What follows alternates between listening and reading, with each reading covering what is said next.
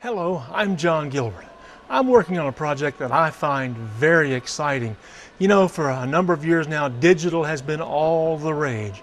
In movie theaters, your film projectors were replaced with digital projectors, and people don't seem to mind the poorer quality digital pictures as opposed to the really sharp film pictures. And that's always been kind of disappointing to me. That's my own personal opinion. But I'm excited to be working on a project because film is making a comeback. That's right, 70mm film is now coming back in theaters, and unfortunately the projectors were scrapped or sent to the dump, and there's not many of them left. And so I'm having to take and rebuild projector consoles, the few remaining ones, and get them adapted for 70mm. And that's what I'm going to show you now.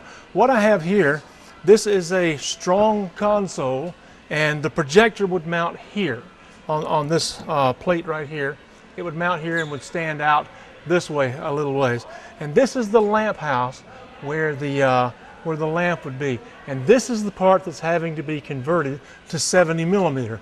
If we take a look inside, now these consoles had once been set up to run automation. That way the young concession boy or someone would come up and push a button and the whole thing would start up. Your house lights would dim, background music would go off. If the theater had curtains, the curtains would open. And so that was all down here in this part. All that was removed because that's not needed for a 70mm presentation, because it's just going to be operated by an operator, and the automation system is already set up in the digital projector. So really all they've got to do then is just run the automation, the lights go down, whatever, then you push the go button on the 70mm and it goes. Now in here we have the lamp house. This is a reflector in here, and I'll show you that in a minute. This is a reflector, and the reflector has a xenon bulb that sits right here. Now that bulb projects a very bright light through the front of the projector, or front of the console, and into the projector. And I'll show you that in just a few minutes. But some things have to be done first. The first thing we do, again, we remove all the automation. Then I have to come in and remove the lamp house assembly, and I'll show you how that works. Now that the automation is out, we've got to move this whole lamp house assembly forward 1 inch. So what I do is I know that this level is exactly 1 inch wide. So I put it up against the table here, the lamp table, and just score the paint.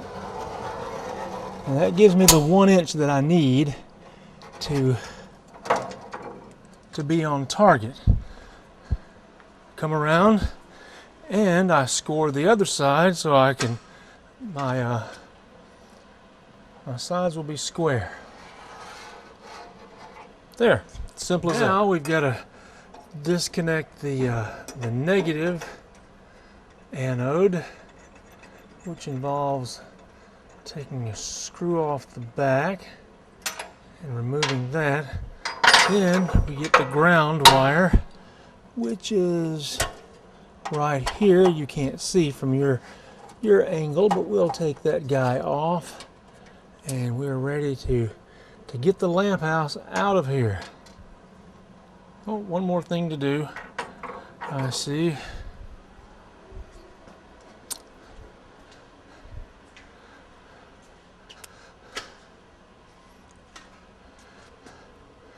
This is the positive.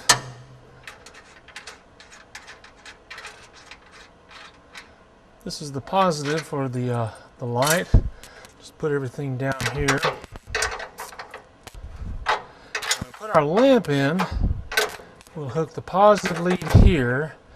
The negative lead goes to the back, and these xenon lamps are high pressure, and they have been known to explode. I've had two explode on me, not on me physically, but while I was working in a theater, they exploded, and they'll just take out everything in that lamp house. It really can make a mess.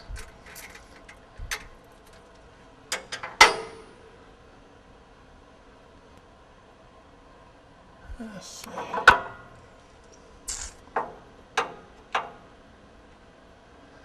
Let's see.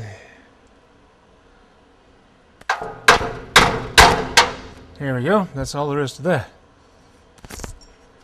Now,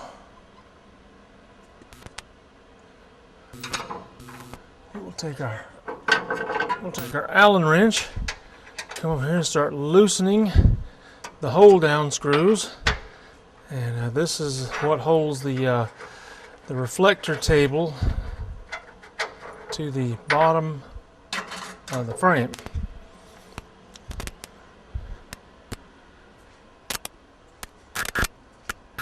Then we'll come over here and do the same thing on this side. Again, this holds the reflector table down to the tray in the console. And we've got this one out. Now we could really move that table around anywhere we want to. We'll pull the negative post out. And this handy dandy little ground wire will come out as well. And then, oh, we got to take the exhaust off. Let's get this guy here. Now this has not been moved in many years. So it's been my experience on a lot of these that these are just stuck to the reflector back, the back of the housing here. Let's see if this will come off. Yeah, it's pretty well stuck. That's, like I say, that's kind of been my experience all along with these, and they can be a little difficult to get off sometimes. But there we go. It's popping loose.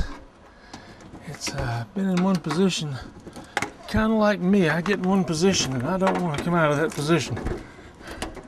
I just rather stay there and relax. All right. I'll now come back around to the other side where you can see, and hold on just a minute.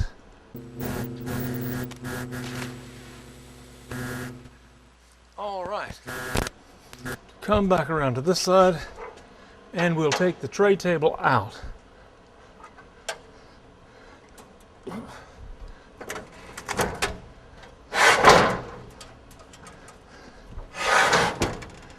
And as you can see, this whole assembly comes out.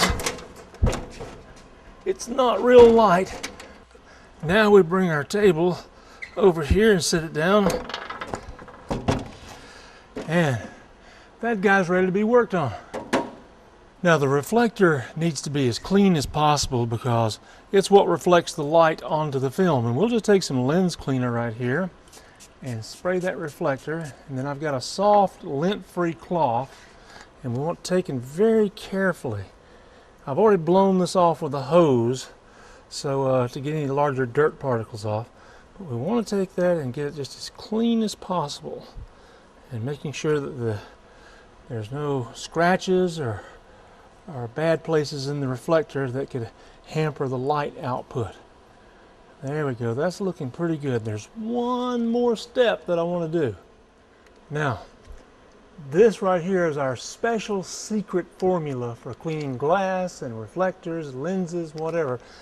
This is 100 proof alcohol. Yes, that's what your bartender would serve you if you went to the bar. But we put it in a spray bottle and we spray our lenses and reflectors and let that run down. We'll clean that with our cloth, and this reflector will just sparkle. I don't advise drinking this because most of my family was killed by drunk drivers, and a couple of good friends were killed as well. And so I certainly do not want anyone using alcohol for anything other than cleaning. Now comes the hardest part of the whole deal right here.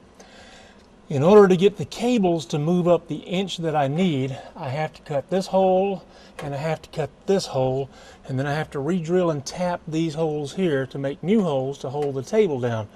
And it's not a lot of fun, but that's what I'm about to do.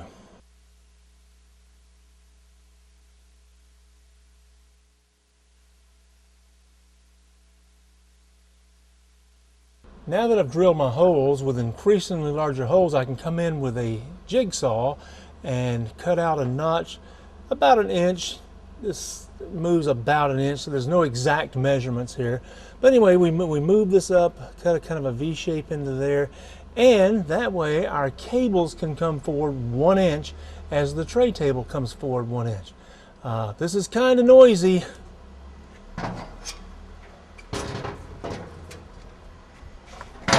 We take our skill saw and just start cutting up to our next hole. Now that I've got my hole cut, I've pulled that last little piece out and we're done with that part. Now the reflector housing can go back in, but you know what? It's hot out in this warehouse. I'm gonna move my modus operandi in the air conditioning. How does that sound? And with the help of a pallet jack, I was able to get the console into the shop where it's air conditioned. Hotter than blazes out there in the warehouse. But that's where I do all my cutting and drilling and everything, so the noise stays out there and hopefully the folks in the office won't hear it. So we'll grab that. It's a little on the heavy side and it's been cleaned up and the reflector shined, and we'll put it back where it goes.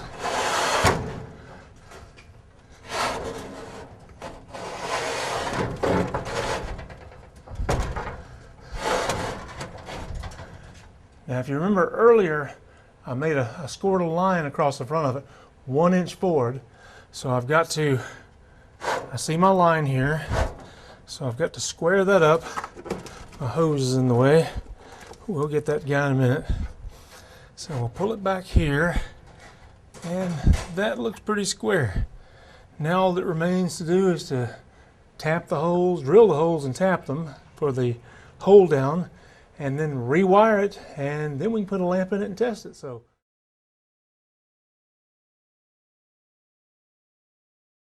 well, a different shirt and a haircut even. Must be a different day. Had to knock off yesterday because it got kind of late, but we're back at it again today. I've put the lamp house assembly back in. I have wired it up and it's ready to go.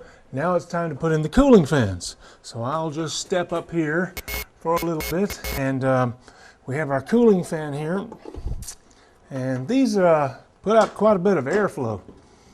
So we'll take and lock him in place, and these move quite a few feet of xenon lamps get very, very hot, and in just a few minutes I'm going to actually put in the xenon lamp, and you'll see what's involved in that.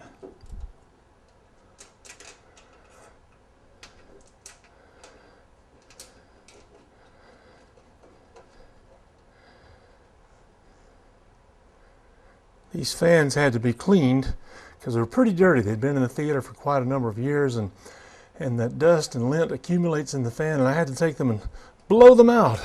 And because I had to blow them out, I got dust all over me, so when I came in the warehouse, the guy grabs the air hose and says, "Hold on," and he has to dust me off. Okay, now that our top fan is on and its protective cover's in place, it's time to put the front blower fan on. This is a double fan that fits under these two holes here, and they are the ones that supply air to the front of the lamp and keep it cool. So I'm going to bolt that into place, and the fans will be ready to test. Well, for the first time in who knows how long, the console is cleaned, it's wired, the fans are in, the tray is moved forward 1 inch that needs to be for 70 millimeter, and now comes the real test. First off, we're going to put a lamp on. And for this, we need to be very, very careful because, as I said earlier, this is highly, highly explosive. These lamps are. So we need to take every precaution. We take the lamp and we cannot touch the globe. Cannot touch it. This is a 4,000 watt lamp here. And we take the lamp off of its wrapping. And there we are, a 4,000 watt xenon lamp. We very carefully place that through the reflector to the back mount, and then we'll place that in, and then the front lead goes here. And so in just a few minutes we'll be able to strike this lamp up, and for the first time again in many years, this console will come alive. All right, we've got everything together. We've got our console cleaned up. We've got a Century JJ3570 projector on the front of it. All of our electrical wiring is done. Our exhaust fans are put on. We're ready to try this thing up to see if it's going to work. So we'll turn the switch on. Oh, hey, we got some light. Turn the projector on, and it's running. Open it up.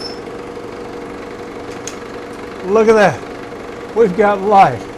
This old console hasn't worked in several years, and here we are. It's going again, and soon be in your local movie theater to watch 70mm films. I'm John Gilbert. Hope you've enjoyed the show.